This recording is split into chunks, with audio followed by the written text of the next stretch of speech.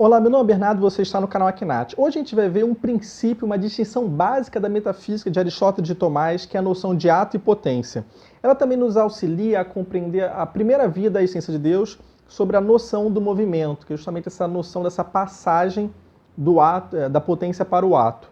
A gente vai também analisar em próximos vídeos sobre a primeira via da essência divina, só que eu achei melhor que as 5 vias da essência divina sejam analisadas a partir do projeto da Suma Teológica, até porque é a questão 2, então a gente já está chegando. Falta, na verdade, alguns vídeos, a gente vai concluir a questão 1 no projeto da terça-feira, depois a gente chega na segunda questão e aí a gente vai analisar propriamente sobre a essência de Deus. Só que antes que a gente analise a essência de Deus, é necessário que a gente coloque as bases, né? E principalmente essa base é a noção de ato e potência, e aqui a gente já vê principalmente a noção de ato. Tomás trata desse tema no comentário da metafísica, no livro 9, na lição 5ª. A gente está traduzindo, né? E o Paulo está nesse terceiro volume, né? Se esforçando agora, traduzindo justamente o comentário e também o texto de Aristóteles, para preparar justamente o volume final, né? Que é dessa edição, né? Que aqui, ali está o primeiro volume.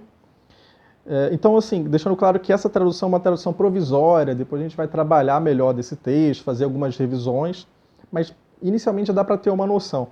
Aqui, Tomás ele esclarece a concepção de Aristóteles sobre a distinção de ato, que Aristóteles ele vai tratar, e Tomás toma isso, a noção de ato muito mais como que ele chama a partir de alguns exemplos, né, que a gente vai ver aqui.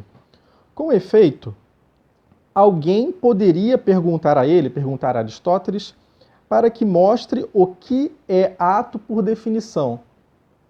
Mas Aristóteles, responde dizendo que é possível mostrar aquilo que queremos dizer, a saber, o que é ato, induzindo os singulares por exemplos, e não é preciso investigar a definição de tudo. Na verdade, não é conveniente investigar a definição de tudo. É necessário que haja, a gente pode dizer, certa noção de axioma, né? São coisas que são uma espécie de base que não convém ser demonstrada, até porque se você for tentar demonstrar tudo, você necessariamente chegaria numa linha infinita, e com isso você não conseguiria entender as coisas propriamente. Então é necessário que haja alguns princípios basilares que eles sejam, em certo sentido, autoevidentes, né? De uma maneira até um pouco intuitiva, vamos dizer assim, ou por alguma noção indutiva, que é o que a gente vai ver aqui. Até porque se você buscar a definição de tudo, você não vai chegar a um ponto, né? Porque sempre vai buscar uma definição tal e uma sequência infinita.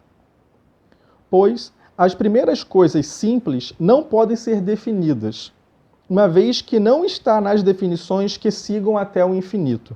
Contudo, o ato é das primeiras coisas simples, por isso não pode ser definido. Não pode ser definido no sentido estrito, né? Mas é possível intuir ou ter uma certa noção de ato a partir de uma indução que a gente vai ver aqui. Mas, por proporção de certas duas coisas entre si, pode-se ver o que é ato. Por exemplo, se tomamos a proporção do que constrói com o que pode construir, e o que está acordado com o que dorme, e aquele que vê com relação ao que tem olhos fechados com a potência de ver, e o que está separado da matéria, isto é formado por operação da arte ou da natureza, e assim é separado da matéria informe. E de modo semelhante, por essa separação que está disposto, com relação a isso que não está disposto, ou que é elaborado com relação a isso que não é elaborado. Mas em cada uma dessas diferenças, em parte estará em ato, e em outra parte em potência, em outra impotência. E assim, por proporção, de modo proporcional, né, a partir de exemplos particulares, podemos vir a conhecer o que é ato e potência.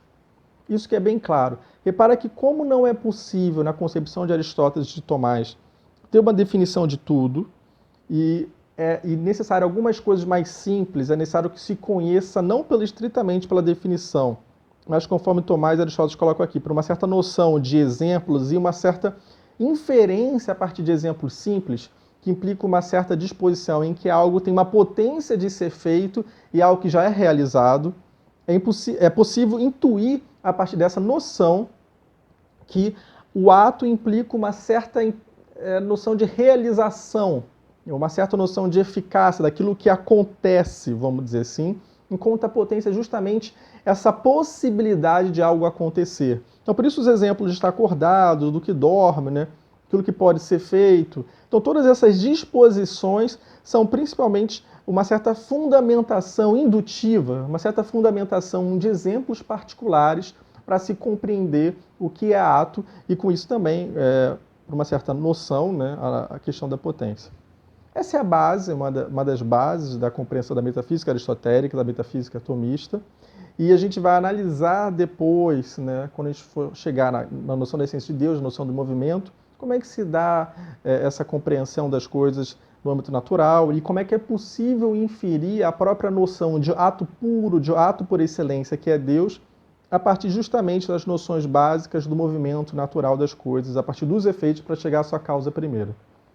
Então é isso. Se vocês estão gostando dos vídeos, né, se vocês estão gostando do canal, curta os vídeos, né, compartilhe os vídeos, se inscreva no canal e até o próximo vídeo. Até mais.